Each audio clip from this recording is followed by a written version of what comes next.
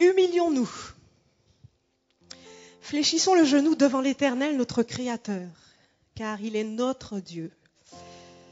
Et nous sommes le peuple de son pâturage, le troupeau que sa main conduit. Chantons à haute voix et réjouissons-nous au Seigneur au numéro 1 de nos hymnes et louanges, la première strophe. Vous qui sur la terre habitez, alors que les officiants vont nous rejoindre sur la chair. Je vous invite à vous lever.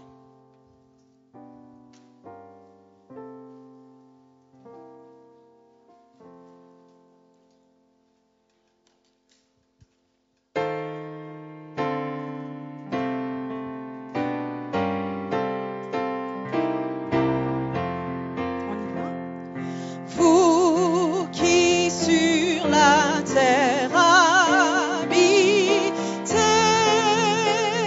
chantez à haute voix, chantez,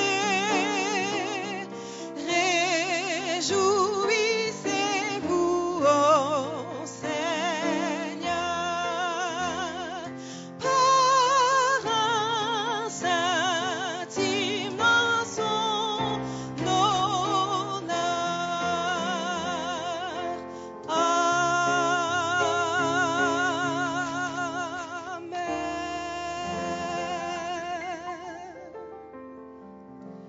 Je vais vous demander de vous recueillir, de prier dans votre cœur, alors que nous, sous la chair, nous allons aussi prier.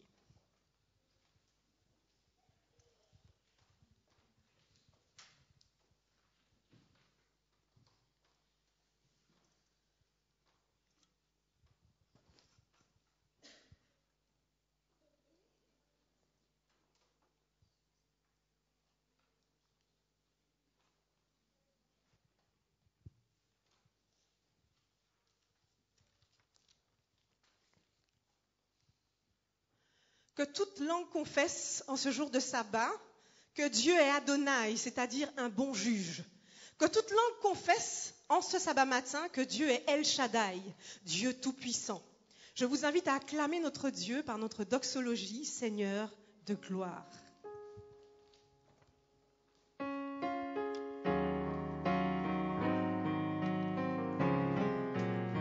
Seigneur de gloire, nous t'acclamons, tu es digne d'être loué. Seigneur de gloire, nous t'élevons, tu es digne d'être adoré. Car ton nom est Adonai, car ton nom est Shaddai. Nous élevons nos voix pour t'adorer, Seigneur, car tu es digne d'être loué. Car ton nom est Adonai, car ton nom est Adonai, car ton nom est Shaddai. Nous élevons nos voix pour t'adorer, Seigneur, car tu es digne d'être loué.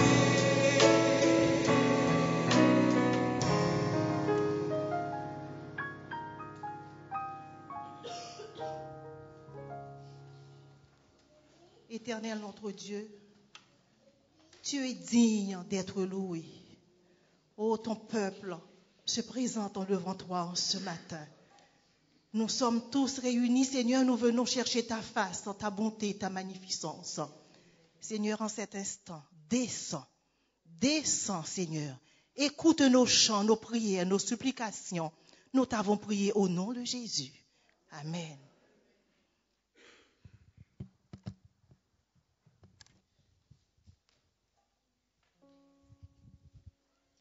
Bonjour.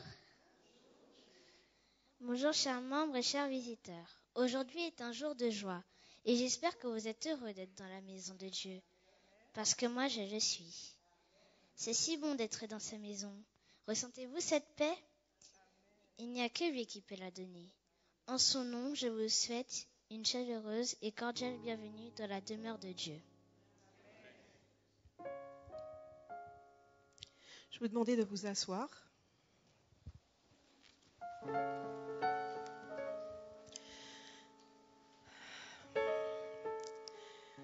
Il y a des jours où j'ai envie de crier,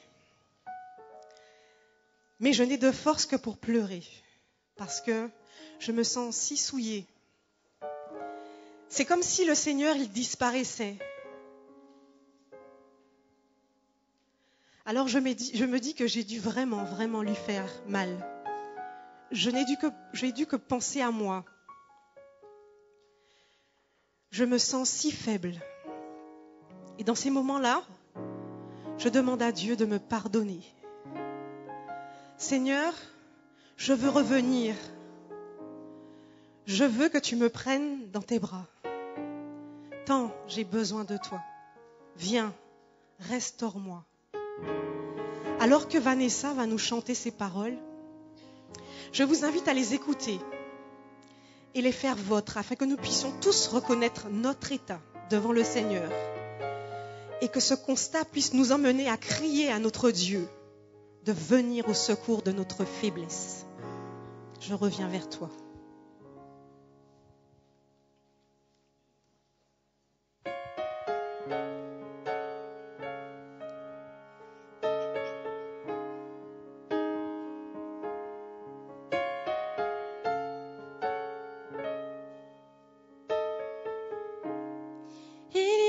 Jours où je veux crier, mais je n'ai de force que pour pleurer. Quand au fond de moi je me sens souillée,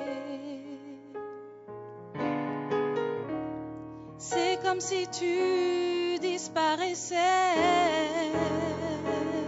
Oh, j'ai dû te faire mal en ne pensant qu'à moi. Je me sens si faible, alors pardonne-moi. Je reviens vers toi.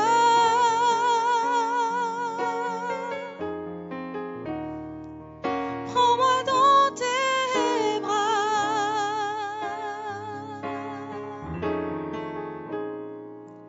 Tant j'ai besoin de toi. Viens et restaure-moi.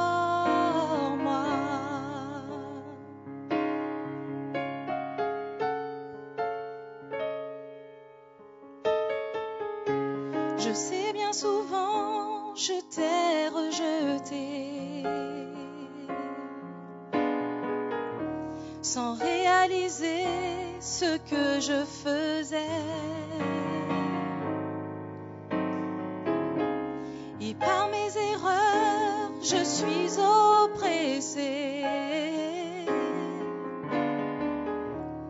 J'ai tellement besoin de te parler.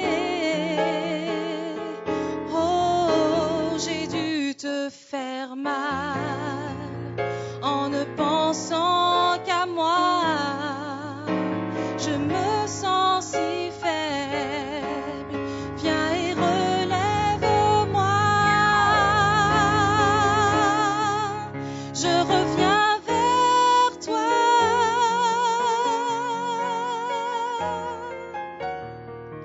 Prends-moi dans tes bras.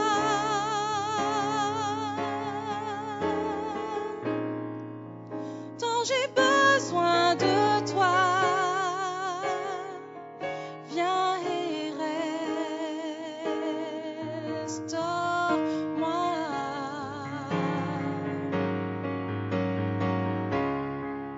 Je reviens vers toi, Seigneur. Prends-moi dans tes bras.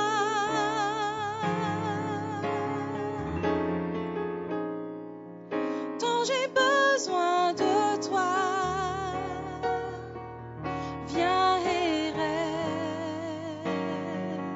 restaure-moi.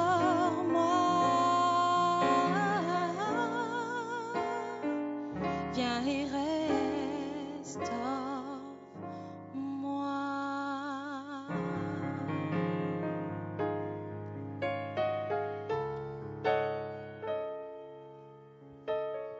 Je vous invite à vous agenouiller et nous allons demander à Dieu justement de nous restaurer.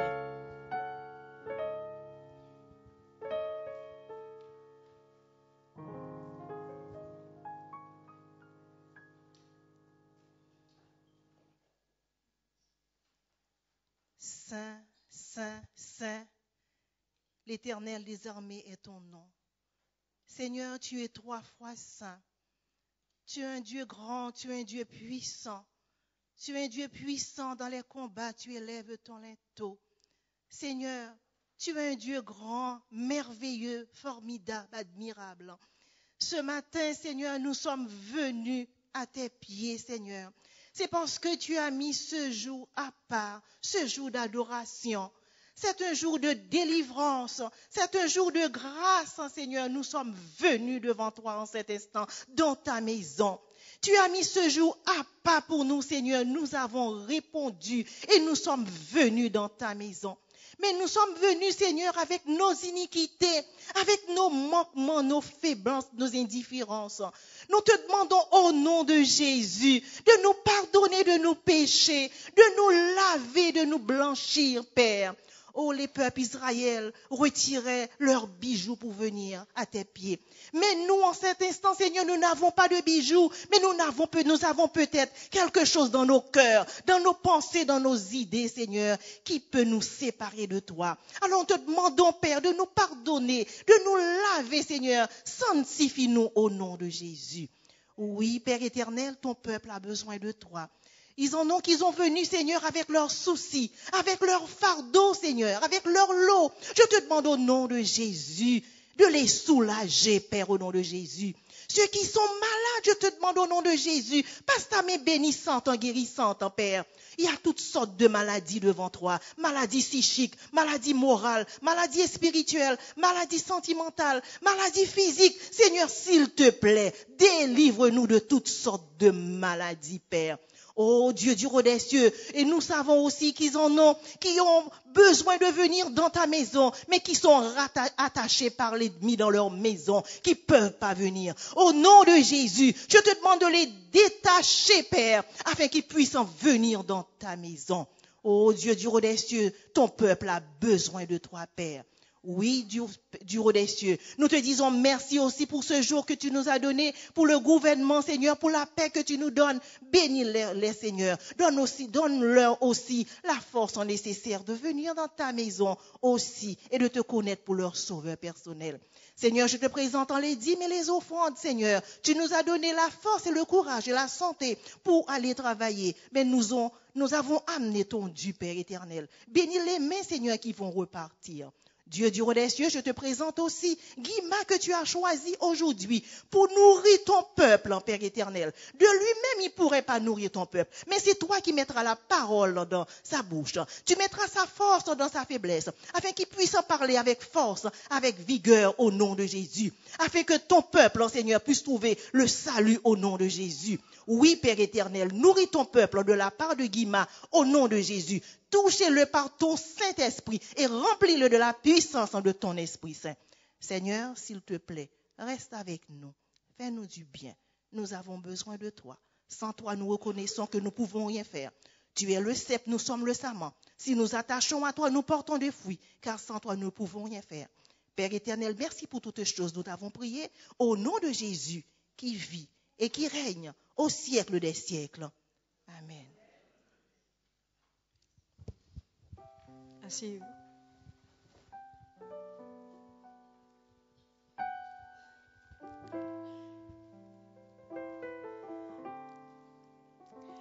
Comme nous l'avons vu dans la leçon, depuis ce matin jusqu'à dans la prière de Lucienne, le sabbat est un jour de délivrance. Dieu nous libère, il veut nous libérer.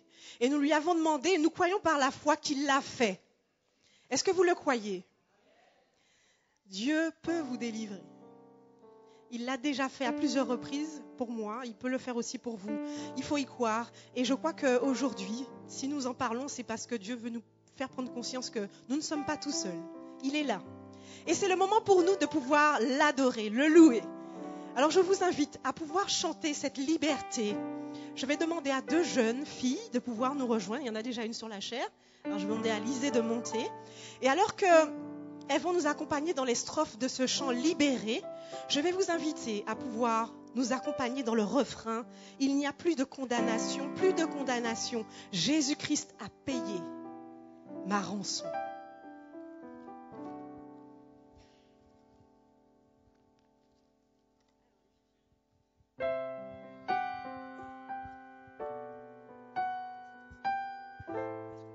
Est-ce qu'on peut nous ouvrir les micros? Test, test, test. Plus fort. Test.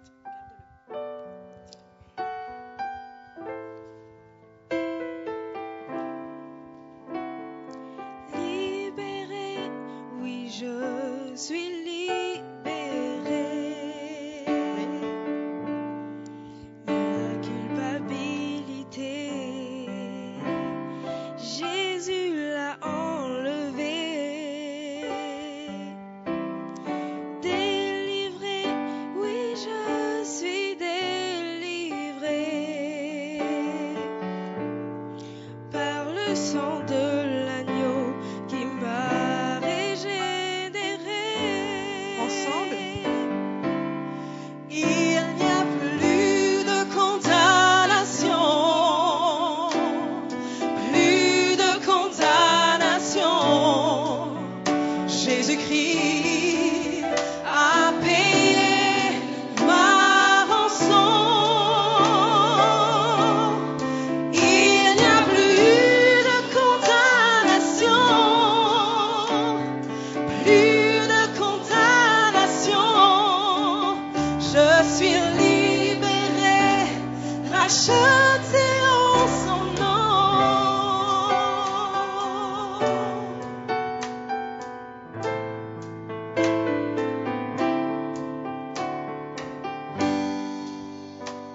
Je suis justifié.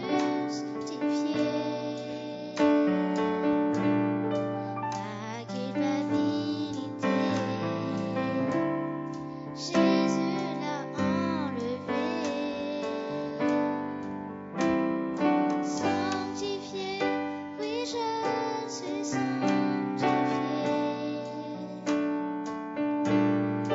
Par le sang de l'agneau qui m'a régénéré.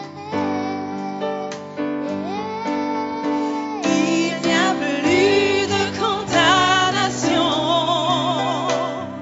plus de condamnation. Jésus-Christ a payé ma rançon. Il n'y a plus de condamnation, plus de condamnation. Je suis libéré, racheté en son nom.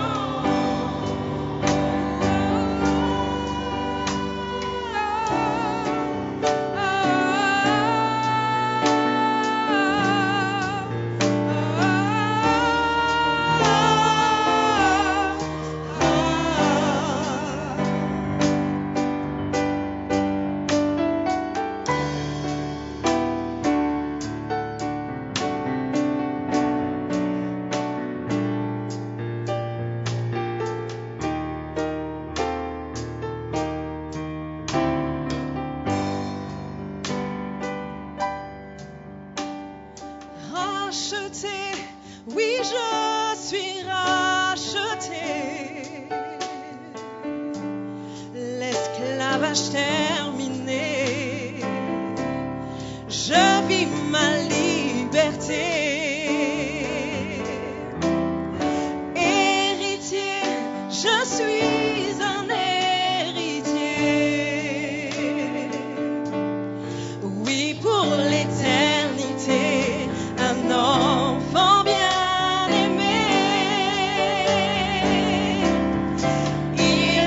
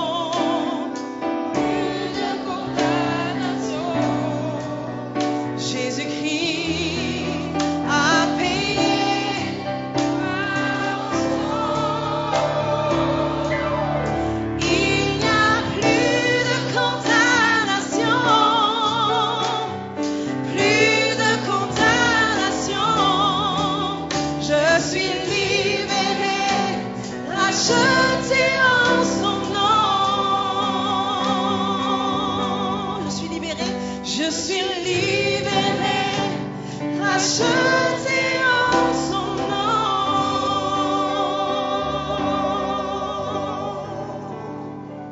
Amen. Merci.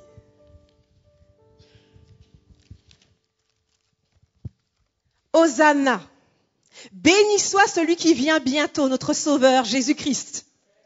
Je vous invite à louer celui dont le règne mettra fin à nos douleurs, nos souffrances, nos infirmités, toutes nos dépressions, toutes nos maladies.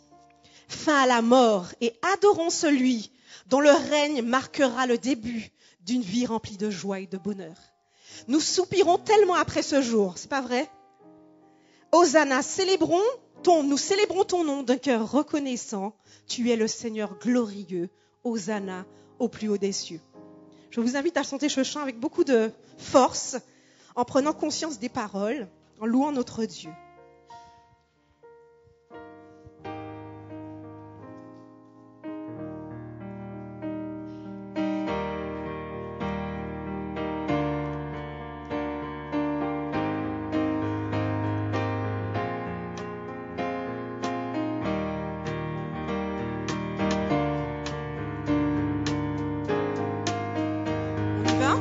Avec joie.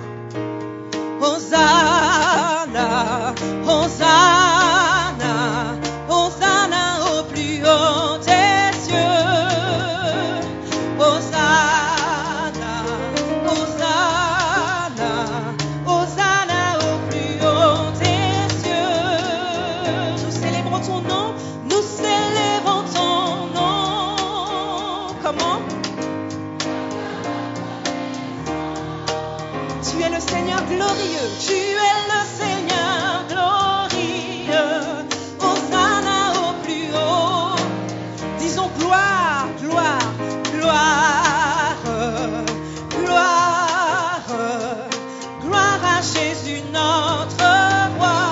Encore une fois, gloire, gloire, gloire, gloire à Jésus notre roi. Nous célébrons ton nom, Seigneur. Nous célébrons ton nom avec plein de reconnaissance, d'un cœur reconnaissant. Tu es le Seigneur glorieux. Oh, gloire à Jésus notre roi.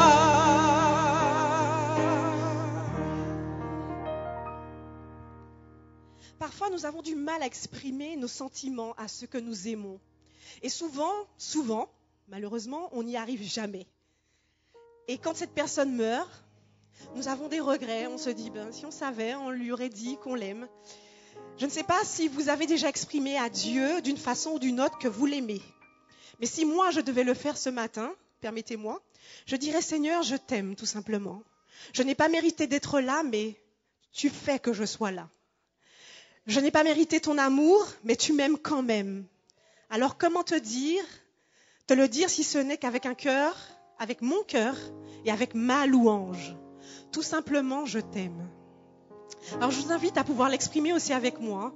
Comment expliquer, comment décrire un amour si puissant? Nous ne le pouvons pas, mais nous demandons au Seigneur d'entendre notre cœur.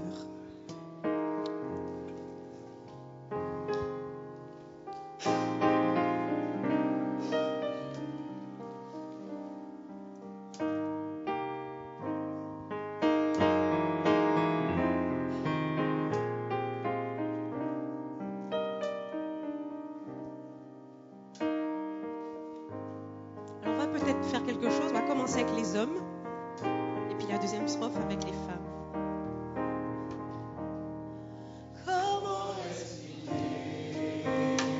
Et comment décrire? Je vous entends pas les hommes. Que rien ne peut le contenir. Alice. Tu sais mes espoirs, Seigneur, tu sais mes craintes. Et mes mots sont bien trop petits pour dire tout l'amour que j'ai pour toi. Ensemble, alors entends mon cœur. Alors entends mon cœur, mon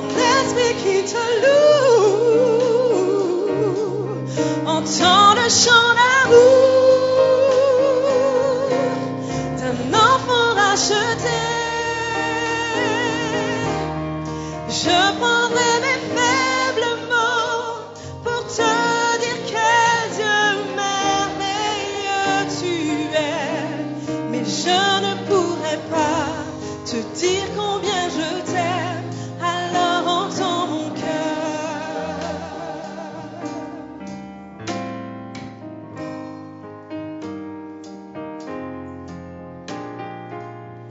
Les femmes maintenant, c'est tout comme la pluie.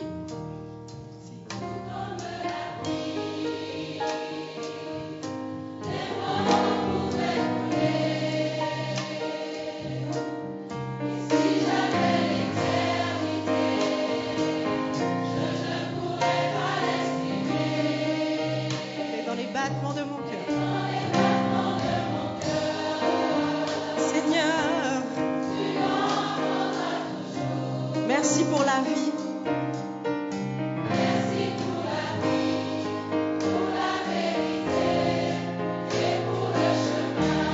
Alors entends nos cœurs.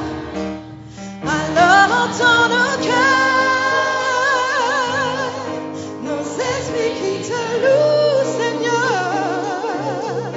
Entends le chant d'amour d'un enfant racheté. Je prendrai mes faibles mots pour te dire quel Dieu merveilleux tu es. Mais je ne pourrai pas te dire combien je t'aime, alors entends mon cœur. Mais je ne pourrai pas. Mais je ne pourrai pas te dire combien je t'aime, alors entends mon cœur. Dernière fois. Mais je ne pourrai pas te dire combien je t'aime, alors entends mon cœur. Amen. Que Dieu soit loué. Béni soit le Dieu, le Père de notre Seigneur Jésus-Christ, qui nous a bénis de toutes les bénédictions spirituelles dans les lieux célestes en Jésus-Christ. Éphésiens 3, le verset 1. Nous sommes un peuple béni, à la fois individuellement et collectivement. Mais que faisons-nous de nos bénédictions? Les partageons-nous ou les mettons-nous en réserve? Les bénédictions de Dieu doivent être partagées. Ceux d'entre nous qui avons été bénis doivent à leur tour être une bénédiction pour les autres. Ellen White déclare « Dieu accorde lumière et bénédiction à chaque vrai croyant qui transmet ses bienfaits à d'autres en accomplissant son œuvre pour le Seigneur. En donnant une part de ce qu'il reçoit, il accroît sa capacité de recevoir. Il augmente sa réceptivité pour une mesure nouvelle de grâce et de vérité. Il reçoit ainsi des lumières plus vives, des connaissances plus vastes. De cette faculté de recevoir et de donner dépendent la vie et la croissance de l'Église. Celui qui reçoit sans jamais donner perd bientôt la capacité de recevoir. Si la vérité n'émane pas de lui pour aller à d'autres, il devient incapable de recevoir. Nous devons transmettre les biens qui nous viennent du ciel si nous voulons recevoir de nouvelles bénédictions. Ça se trouve dans Conseil à l'économe, page 40. Faisons un don pour la cause du Christ, soyons une bénédiction aujourd'hui, ce sera une bénédiction pour nous-mêmes. Je vous invite à donner vos dîmes et offrandes alors que les diacres et diaconesses passeront dans les rangs pour les recueillir. Et chantons ce chant qui parle de bienfaits. Compte les bienfaits de Dieu, mets-les tous devant tes yeux, tu verras, en adorant combien leur nombre en est grand. Le numéro 527 de nos hymnes et louanges.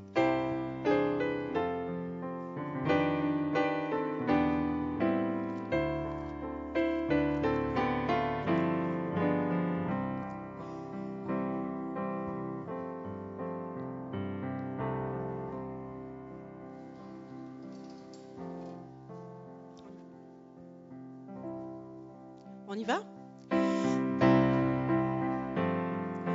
Quand le vent de la tempête vient assombrir ton ciel bleu, au lieu de baisser la tête, compte les bienfaits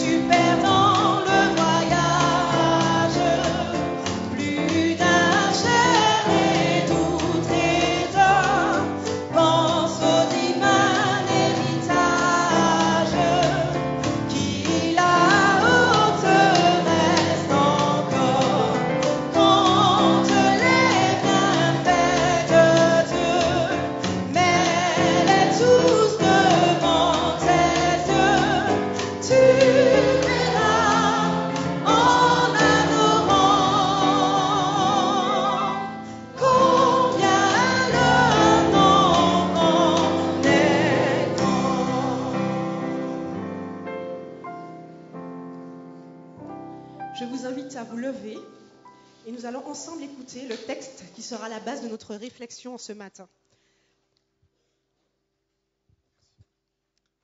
Je vous prie de vous la prendre Matthieu 5, verset 48. Matthieu 5, verset 48 dit « Soyez donc parfaits, comme votre Père céleste est parfait. » Amen. Asseyez-vous.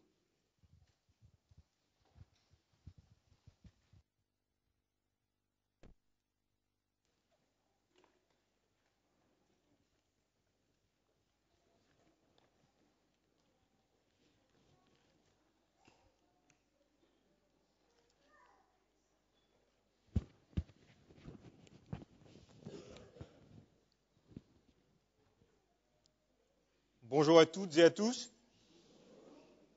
Vous allez bien? Il fait super beau dehors, n'est-ce pas? C'est vrai qu'il fait un peu frais, bien qu'il fasse beau, mais il fait un peu frais ce matin. Je ne sais pas pour vous, en tout cas. Moi, j'habite en hauteur, et ce matin, j'étais très surpris de voir le beau temps, et en même temps, la fraîcheur, quoi. C'est un peu déroutant. Alors, c'est très impressionnant de vous voir du haut de la chaire en train de me regarder. Bon, je suis déjà venu ici, hein, mais ce n'était pas dans les mêmes circonstances, en fait. Alors, croyez-moi, ce n'est pas du tout un exercice facile, surtout quand il s'agit de parler de la part de Dieu. Quoi qu'il en soit, je suis déjà là, et j'aurai beaucoup de mal à partir en courant. Alors, aujourd'hui, samedi 3 mai, c'est le début du mois de la jeunesse. Et vous aurez l'occasion certainement de voir d'autres personnes que vous n'avez pas l'habitude de voir, des personnes qui vont intervenir, soit à ma place ce matin ou le mercredi soir ou dans d'autres postes. Alors, je vous demande de me soutenir et surtout de prier pour moi, croyez-moi. J'ai un peu peur en fait. Mais bon, ça va aller, n'est-ce pas? Très bien, je compte sur vous. Et je vais vous demander de vous incliner la tête, nous allons prier rapidement. Nous te disons merci Seigneur de ce que tu nous as conviés ici dans ta maison ce matin et nous avons répondu présent. Nous réclamons ta présence sur chacun de nous.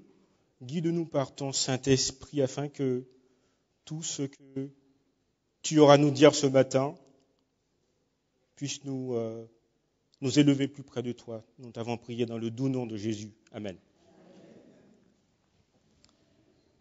Alors, lors d'un reportage à la télé, un policier disait ceci: « Je suis policier 24 heures sur 24, 7 jours sur 7, c'est dans le sang, je suis toujours sur mes gardes et il m'est impossible de faire autrement. » Alors, il avait l'air tellement sincère ce policier, et ce qui m'a poussé à m'interroger sur ma relation avec Dieu. Où en suis-je? Alors, je vais vous raconter rapidement 2 petits épisodes de ma vie. Ça remonte à très très longtemps. J'étais au lycée, donc j'ai 42 ans, donc ça remonte à un peu longtemps quand même. Alors, je me rappelle un lundi matin, alors que j'étais en cours, j'étais au lycée. Alors, Madame Morin, la prof de l'époque, avait posé une question. Et au lieu de répondre par oui, j'ai dit Amen, mais bien fort dans la classe, au fait. En fait, je m'en étais même pas rendu compte, c'était mon camarade à côté de moi, Roland Carter, je me rappelle encore de son prénom, qui m'a dit, mais Guima, mais on n'est pas à l'église ici. Alors, une autre fois, c'est moins drôle par contre cette fois-ci, un camarade de classe qui venait tout juste d'arriver de la métropole, donc j'étais à Saint-Martin à l'époque, alors qu'il venait juste de débarquer de la métropole, et il n'avait pas mis longtemps à trouver son souffre-douleur. Enfin, moi entre guillemets. Et je peux vous dire que ce garçon, il m'embêtait, il m'enquiquinait. Et je ne voulais pas me battre avec lui. Et après tout, je ne faisais pas le poids, de toute façon, je vous le dis, sincèrement. Et jusqu'au moment où un jour, je me suis énervé, mais à un point où je ne sais pas ce qui m'a pris, mais je lui ai sorti toute une combinaison d'obscénités. Mais croyez-moi, même moi, j'étais surpris que de tels mots aient pu sortir de ma bouche. Bon, le garçon, il n'en comprenait rien, c'était en anglais, au fait. Donc, il venait d'arriver, il ne comprenait pas l'anglais. Par par des menaces qui accompagnaient ces mots, il a tout de suite compris que je l'invitais pas à manger à la maison. Hein. Très bien. Alors, mes camarades de classe de l'époque, ils n'avaient pas du tout cette image de moi, en fait. Ils savaient tous que j'étais adventiste septième jour, que j'étais chrétien. Ils avaient toute une autre image de moi qui n'avait rien à voir avec la personne qu'ils ont vue ce jour-là.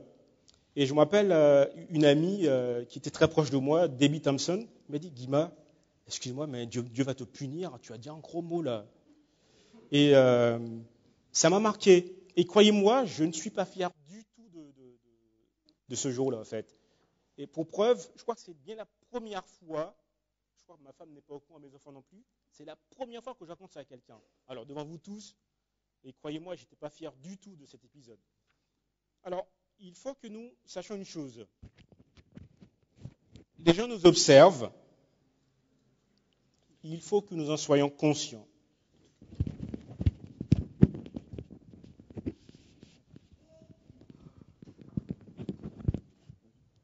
Les gens nous observent, vous m'entendez ?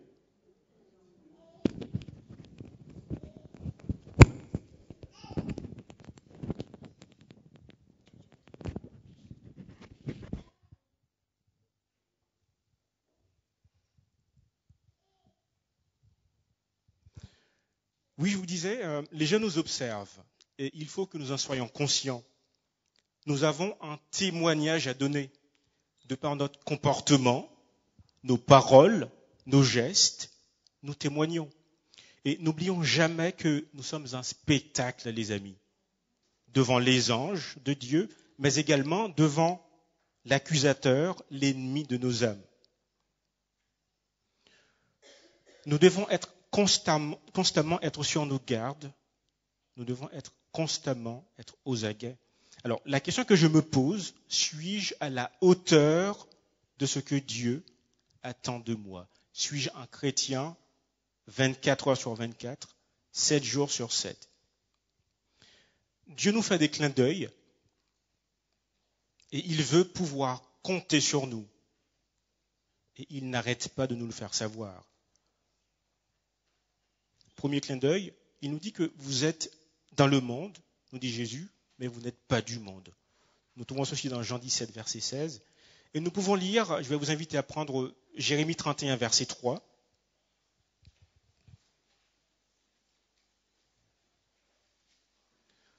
Dans Jérémie chapitre 31, verset 3, il nous dit « De loin, l'Éternel se montre à moi.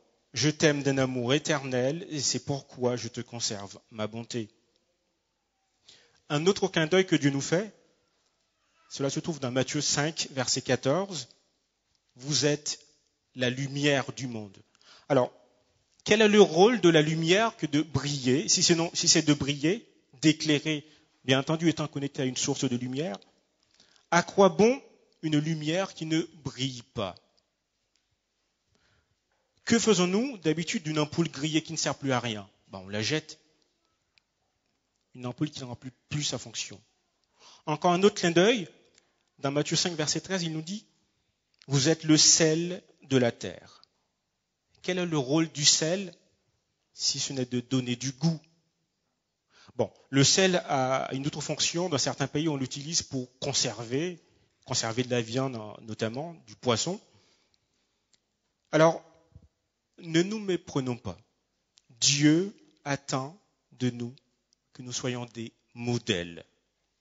Oui, des modèles. Vous et moi, Dieu attend que nous soyons des modèles.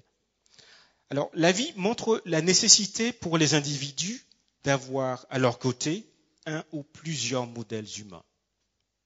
Et c'est indispensable pour avoir des repères et bénéficier d'une sainte influence. Une personne se développe de façon harmonieuse quand elle peut s'inspirer et s'imprégner des qualités des autres. Ainsi, les enfants et les jeunes ont besoin de discerner chez leurs parents les qualités qu'ils vont pouvoir imiter. Les inconvertis doivent pouvoir trouver dans l'Église d'authentiques valeurs chrétiennes qu'ils sont invités à suivre.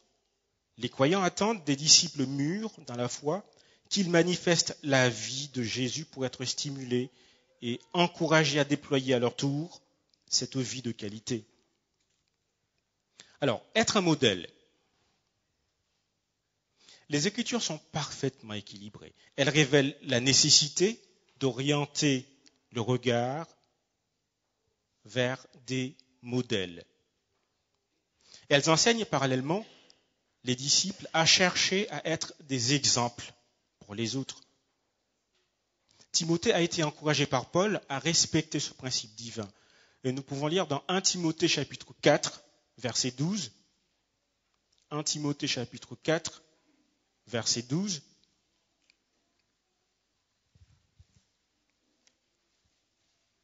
Que personne ne méprise ta jeunesse, mais sois un modèle pour les fidèles en parole, en conduite, en charité, en foi, en pureté. Dans ce verset, le mot modèle signifie marquer. Le mot modèle signifie empreinte. Ainsi, être un modèle conduit à laisser une marque, une empreinte chez les autres. Le comportement, les attitudes, les paroles d'un croyant influencent son entourage. Le but est que cette influence soit la meilleure possible. Un disciple de Jésus est appelé à marquer les gens d'une façon indélébile. Comment ? Paul a apporté la réponse dans son exhortation à Timothée. Sois un modèle pour les fidèles en parole, en conduite, en acte, enfin en charité, en foi et en pureté.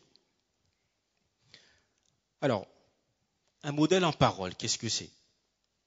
Un enfant de Dieu veille sur son langage. Nous sommes d'accord ? Vous voyez cette petite membrane, la langue, située entre la mâchoire supérieure et la mâchoire inférieure, est extrêmement puissante. On s'en sert pour bénir, mais on s'en sert également pour... D'accord. On peut s'en servir également pour maudire, mais gloire soit rendue à Dieu. J'espère que nous tous qui sommes ici, nous nous en servons uniquement pour dire des paroles d'encouragement et pour bénir. Les mots qu'emploie un enfant de Dieu ne sont plus ceux du monde, car il est une nouvelle créature. Nous pouvons lire ceci dans 2 Corinthiens 5, verset 17. 2 Corinthiens 5, verset 17.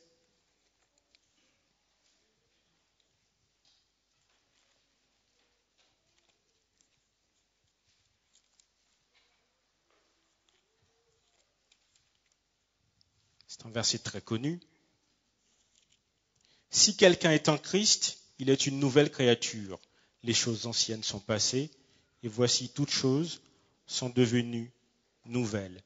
Alors, la vulgarité, la grossièreté, les insanités ne sortent plus de sa bouche. Au contraire, il prend soin de prononcer des paroles de bénédiction, d'encouragement, des paroles de valorisation. Il est écrit dans Éphésiens chapitre 4, verset 29, qu'il ne sorte de votre bouche aucune parole mauvaise, mais s'il y a lieu, quelques bonnes paroles qui servent à l'édification et communiquent une grâce à ceux qui l'entendent. Alors, même lorsqu'il est obligé de parler avec autorité,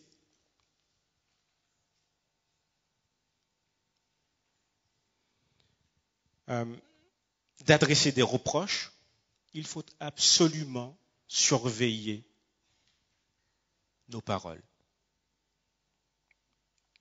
et faire attention à la manière avec laquelle nous nous exprimons. Car une parole, une fois lâchée, peut avoir des conséquences désastreuses. Et ce n'est pas par hasard que l'apôtre Jacques, alors je vais vous inviter à prendre Jacques, chapitre 1er, verset 19. Et ce n'est pas par hasard que Jacques dit ceci.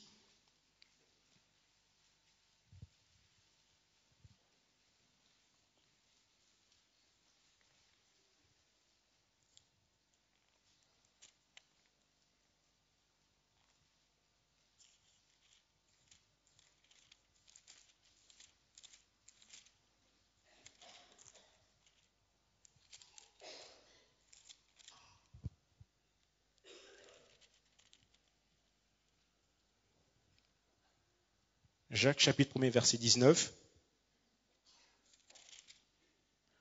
Ainsi donc, mes frères et sœurs bien-aimés, que chacun soit prompt à écouter, mais lent à parler, lent à se mettre en colère. Un modèle en conduite, il est soucieux de faire correspondre nos paroles à notre comportement. Les paroles, selon Dieu, sont très importantes. Elles doivent néanmoins être employées et accompagnées par une conduite cohérente. Le disciple évite tout décalage entre ses paroles et ses attitudes. Il sait que la meilleure manière de laisser une empreinte positive sur les autres est de vivre ce qu'il affirme. Donc dans 1 Thessaloniciens 2, verset 10, il est écrit « Vous êtes témoins, et Dieu l'est aussi, que nous avons envers eux. » Je reprends. « Vous êtes témoins, et Dieu l'est aussi, que nous avons eu envers vous qui croyez une conduite sainte, juste et irréprochable. » Nous pouvons lire également dans 1 Pierre chapitre 1er verset 15 « Mais puisque celui qui vous a appelé est saint, vous aussi soyez saints dans toute votre conduite. » Dans 1 Pierre chapitre 2 verset 12, il est écrit « Ayez au milieu des païens une bonne conduite, afin que, là même où ils vous calomnient, comme si vous étiez des malfaiteurs, ils remarquent vos bonnes actions et glorifient Dieu au jour où il les visitera. »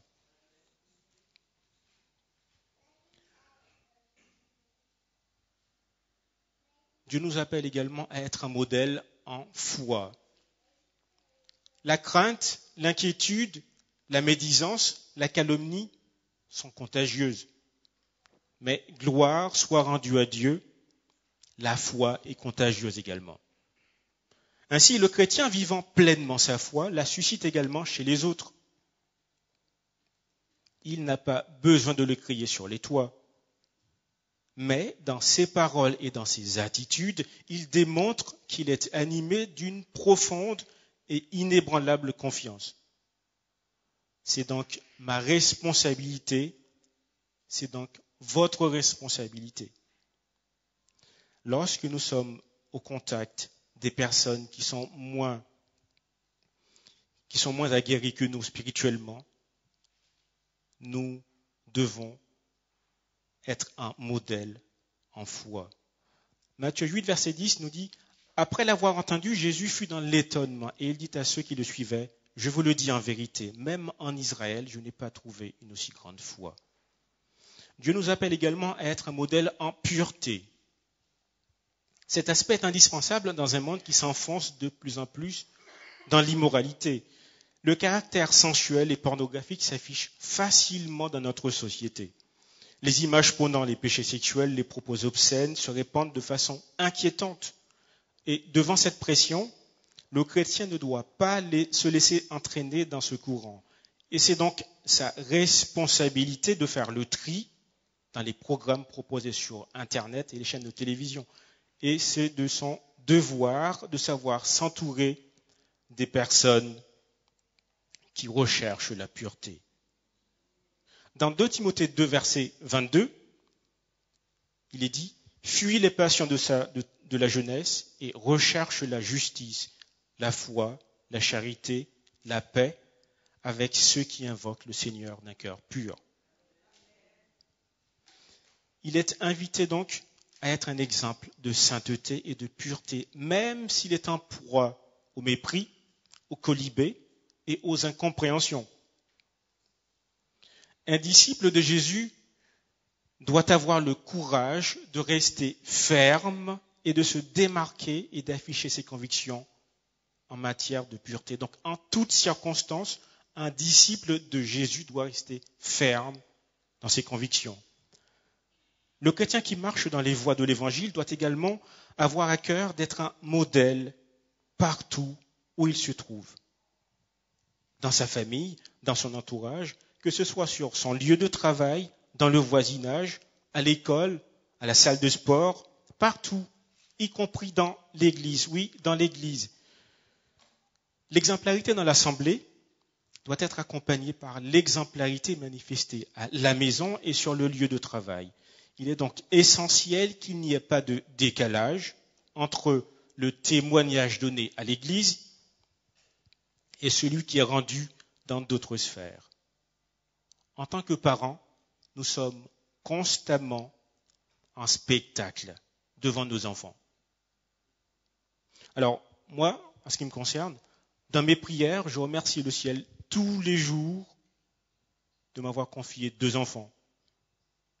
Et je supplie Dieu tous les jours de faire de moi le meilleur papa qui soit. Pas de faire de moi un bon papa, mais de faire de moi le meilleur qui soit. Je ne le suis pas encore, je vous l'avoue, mais j'y aspire vraiment. Alors, il faut vous dire que moi qui vous parle, je ne manque pas de me faire reprendre par mes enfants, Nathan, Clara. Lorsque je passe à côté de ce que je leur dis, ils ne manquent jamais de me reprendre en tout cas. À juste titre, on entend souvent dire « faites ce que je dis, mais ne faites pas ce que je fais ». Alors, moi je me dis, et je vous le dis, gare à moi, car je ne voudrais pas être une occasion de chute pour qui que ce soit, et encore moins pour mes enfants. La Bible cite de bons exemples de parents. Joseph et Marie avaient une excellente influence sur Jésus. Alors je vais vous lire rapidement un passage qui se trouve dans Jésus-Christ, page 51, chapitre 7. La mère de Jésus veillait avec la plus grande sollicitude sur le développement de ses capacités et elle admirait la perfection de son caractère. Elle se faisait un plaisir d'encourager cet esprit vif et intelligent. Le Saint-Esprit lui donnait de la sagesse pour qu'elle pût, en coopération avec les esprits célestes, travailler au développement de cet enfant qui ne reconnaissait que Dieu comme son Père.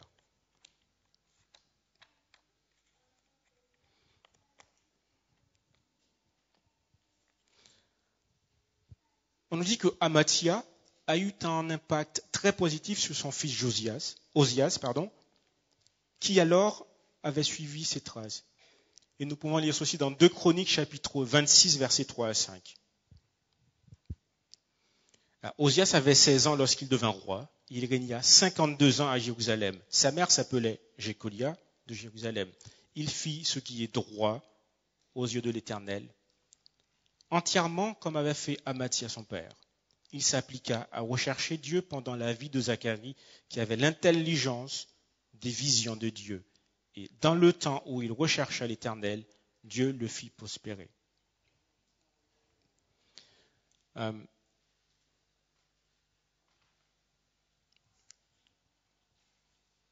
Une personne modèle donne aux autres le désir de suivre Dieu, n'est-ce pas? Il donne le désir de ressembler à Dieu, même dans les situations où sa vie serait en danger. On nous dit que Paul, même en étant emprisonné, même souffrant, même en étant dans une situation très difficile, Paul n'a jamais suscité le découragement chez les chrétiens appelés à prêcher l'Évangile. Au contraire, son contexte douloureux a même animé et encouragé et renouvelé le courage et la ferveur spirituelle chez ses collègues. Alors, dans le psaume 37, verset 5, les hommes et les femmes de Dieu, qui sont des exemples, stimulent les autres à emprunter ce chemin sur lequel on fait confiance au Seigneur pour toute chose. Alors, je me pose une question. Quelle influence j'exerce sur les autres? Quand l'autre me regarde, voit-il une différence? Est-ce que je donne envie à l'autre de connaître Dieu? Par mes paroles, par mes actes, par mon comportement, est-ce que je reflète le Christ? Quel genre de chrétien je suis? Le suis-je que de nom, ou bien est-ce que je suis un chrétien 24 heures sur 24, 7 jours sur 7? Le suis-je dans mes moindres faits et gestes? Mes pensées se dirigent-elles vers Dieu? Suis-je capable de témoigner de l'amour envers l'autre? Et même si celui-ci me déteste peut-être ou me veut du mal, est-ce que je vois l'autre comme Dieu me voit? Alors, un proverbe tibétain nous dit ceci. En marchant un jour à la montagne, j'ai aperçu une bête. En m'approchant, je me suis aperçu que ce n'était pas une bête, c'était un homme. Et en arrivant près de cet homme, c'était mon frère. La question que je me pose, suis-je capable de voir dans l'autre un frère? Suis-je capable de voir dans l'autre une sœur? Si tout cela nous semble inaccessible ou encore trop difficile, au-dessus de nos forces, je nous donnerai ce conseil: cessons de faire des choses pour Dieu par nos propres forces et laissons Jésus-Christ agir en nous. Nous pouvons lire dans Philippiens 4, verset 13, je vous invite à prendre ce texte, Philippiens chapitre 4, verset 13.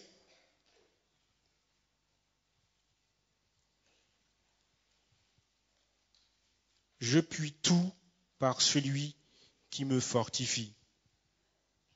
Et dans Éphésiens 2, verset 10, on peut lire également: car nous sommes son ouvrage, ayant été créés en Jésus-Christ pour de bonnes œuvres que Dieu a préparées d'avance afin que nous les pratiquions. Nous avons lu au tout début, Matthieu 5, verset 48, « Soyez donc parfaits comme votre Père céleste est parfait. » Suis-je un témoin du Christ partout où je me trouve? Jésus-Christ nous appelle à être des témoins dans notre entourage. Un témoin du Christ n'est pas seulement celui qui a vu, un témoin du Christ n'est pas seulement celui qui a entendu ou entendu parler de Christ, mais c'est surtout celui qui vit et qui pratique ses enseignements. Alors, c'est bien beau de dire « j'aime mon prochain », mais il faut des actes. L'amour, ce n'est pas que des paroles, les amis. Il ne suffit pas de le dire, mais il faut le démontrer. Il ne faut pas oublier que l'amour est au cœur même de la loi de Dieu.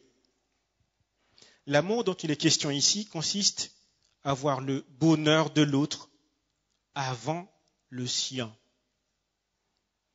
Et oui, c'est comme le jeune homme riche dans l'épisode de Marc, chapitre 10, versets 17 à 22, qui depuis sa tendre enfance observait la loi.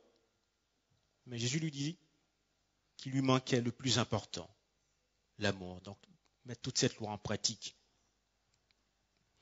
Alors, je vais vous raconter une petite histoire. Donc, je vous précise bien qu'il s'agit d'une légende. Un jour, un Chinois parti dans l'au-delà, il arriva d'abord en enfer. Alors, c'est une légende, à ne pas prendre au premier degré.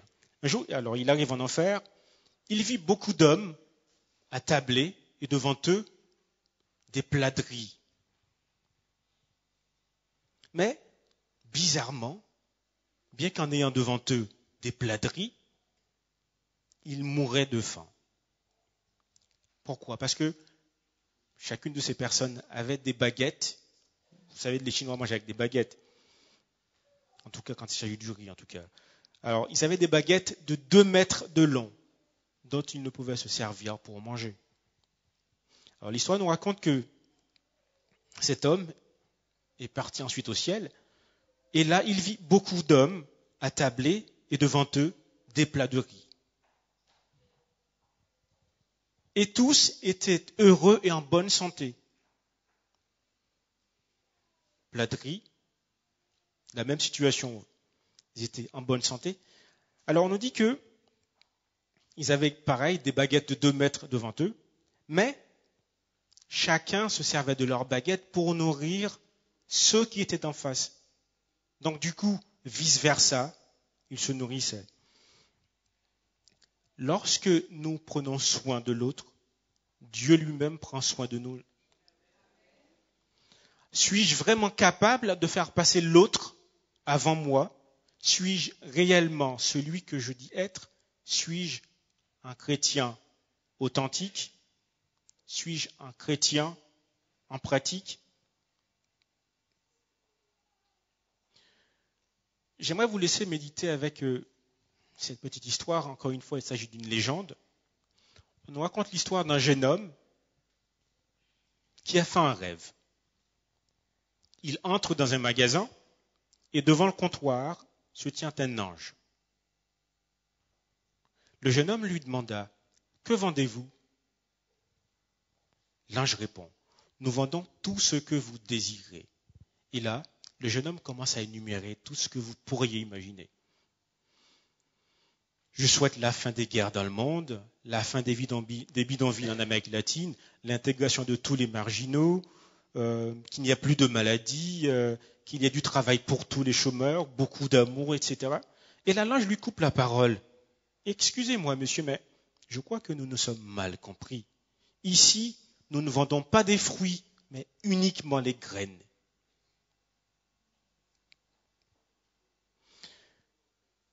Dieu compte sur chacun de nous et veut que nous soyons une lumière qui brille dans ce monde de ténèbres. Un modèle pour tous ceux qui nous entourent.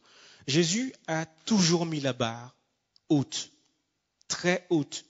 Il veut que nous visions l'excellence dans tout ce que nous entreprenons. Et si toutefois la barre nous semblerait tellement haute au point où nous serions tentés, si je puis dire, à nous dire que nous ne sommes pas à la hauteur et nous nous laisserions sombrer dans le découragement, rappelons-nous que ce même Jésus qui nous demande d'être parfait comme notre Père céleste est parfait, est aussi capable d'accomplir cela en nous, donc de nous rendre parfaits. Encore, faut-il que nous le voulions. Il n'est jamais trop tard de faire le bien. Aime qui on peut, on aime. Quand on peut, on aime. Comme on peut, mais aimons quand même. Ne baissons jamais les bras parce que on pourrait peut-être être mal compris. Ne laissons jamais tomber parce qu'on aurait peut-être le sentiment d'avoir échoué. Et je voudrais vous laisser avec cette petite prière que j'aimerais, si vous le voulez bien, répéter après moi. Avec l'aide de Jésus, je voudrais que l'autre puisse trouver en moi un frère sur qui il peut compter, un ami à qui il peut se confier. Je vous souhaite un bon sabbat et que Dieu vous bénisse, les amis.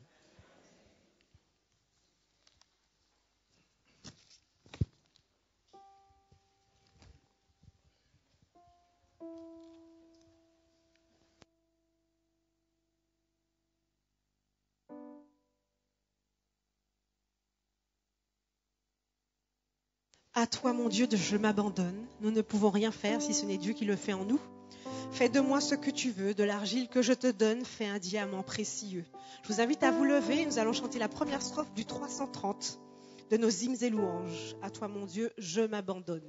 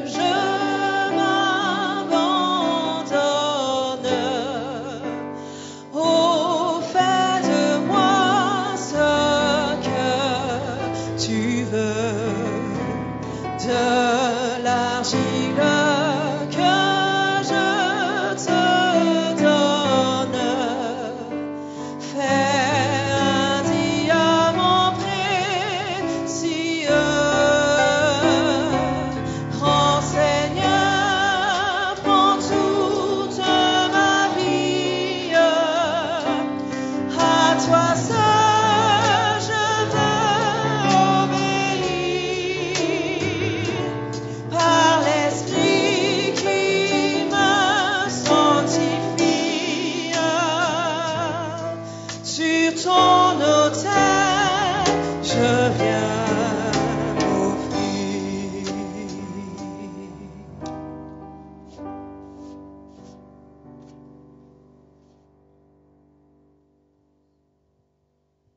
inclinons la tête. Seigneur Dieu notre Père, merci que tu nous as donné ce message, Seigneur. Seigneur, pardon si nous avons certainement été des chrétiens selon notre humeur, certainement, Seigneur, et selon là où nous étions. Mais permets qu'à présent nous puissions être des chrétiens, pas seulement le sabbat et à l'église, mais partout où nous passons et tous les jours de notre vie, Seigneur. Seigneur, nous savons aussi que humainement ce n'est pas possible, mais que toi tu peux faire l'impossible, Seigneur. Alors permets que nous puissions t'ouvrir notre cœur, que nous puissions te laisser agir en nous. Seigneur, permets que maintenant que nous avons entendu cette parole, que nous ne puissions pas le laisser au stade de semence, mais que nous puissions être des terrains fertiles, Seigneur, que cette parole puisse grandir en nous et que nous puissions la vivre. Permets aussi que nous puissions savoir tenir notre langue en bride, Seigneur. Permets que ça ne puisse pas être une pierre d'achoppement pour l'autre, mais que ça puisse l'exhorter. Que ce ne soit pas une malédiction, mais une bénédiction pour l'autre et pour nous-mêmes, Seigneur. Seigneur, permets-nous à présent de la mettre en pratique. En Jésus pour ta gloire. Amen. Seigneur, dirige et sanctifie nos vies.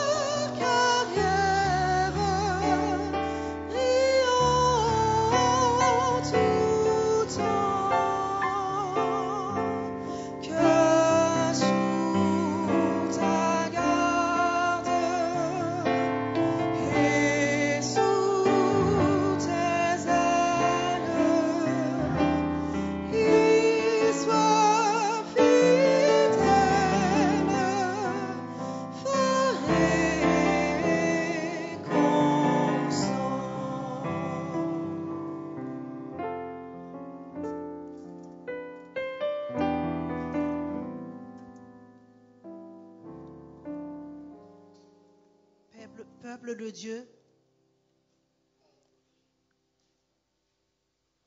vous avez laissé tout pour pouvoir venir dans la maison de Dieu ce matin. Vous avez écouté la parole de Dieu. Que l'Éternel vous aide à les mettre en pratique et que par ainsi, vous serez des serviteurs de l'Éternel partout où vous passez. Alors recevoir la bénédiction de l'Éternel, que la paix de l'Éternel, que la douce communication de l'Éternel repose sur chacun de nous, non seulement aujourd'hui, ce sera toute la durée de notre vie. Allons en paix.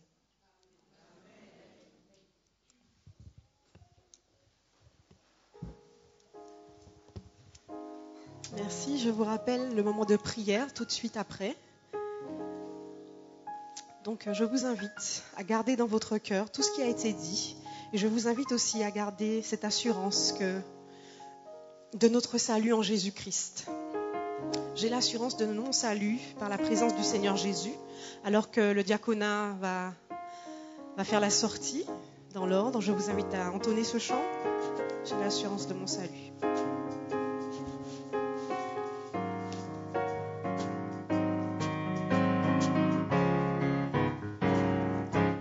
J'ai l'assurance de mon salut par la présence du Seigneur Jésus. Son sang m'a lavé, m'a racheté.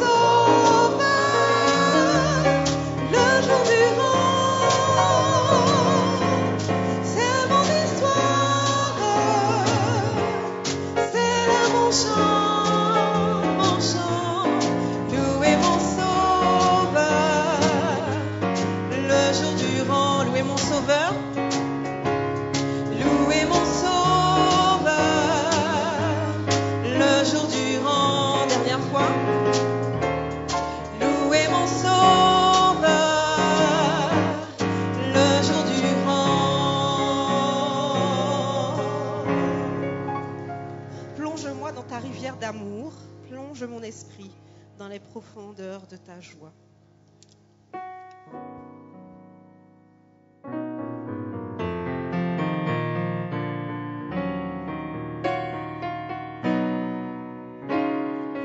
Plonge-moi dans ta rivière d'amour.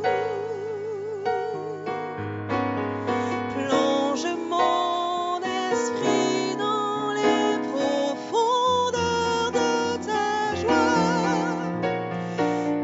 Inonde le désert de mon âme par la douce pluie du ciel. Mon âme est rafraîchie quand ton onction m'envahit.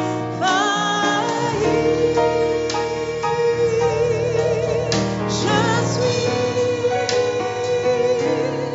restaurée, guérie quand ton onction m'envahit.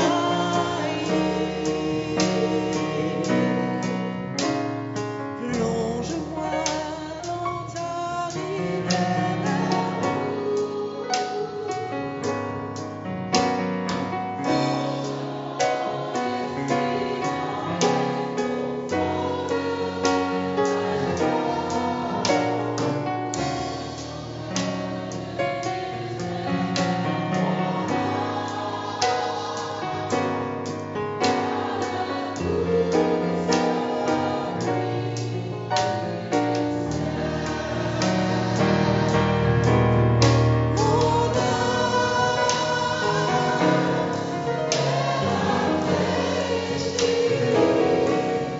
Quand ton onction m'envahit,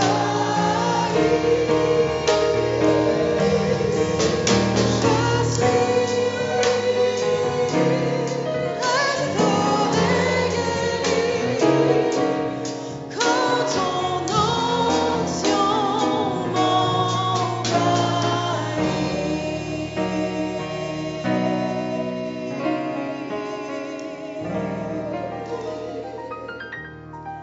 Bon sabbat.